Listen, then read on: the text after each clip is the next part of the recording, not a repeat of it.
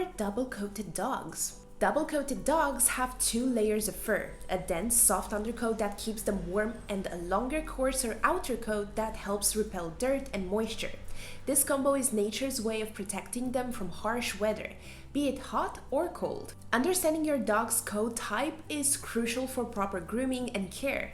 Double-coated breeds often require more maintenance to prevent matting and overheating. Examples of double-coated breeds: Siberian Husky. Huskies have a thick undercoat and a water-resistant topcoat. Known for their versatility and intelligence, German Shepherds have a dense underlayer that shed year-round. Golden Retriever. With a water-repellent outer coat and a thick undercoat, Goldens are equipped to work in various climates. Alaskan Malamute. Built for cold weather, Malamutes have a woolly undercoat and a coarse outer coat to insulate against Arctic temperatures.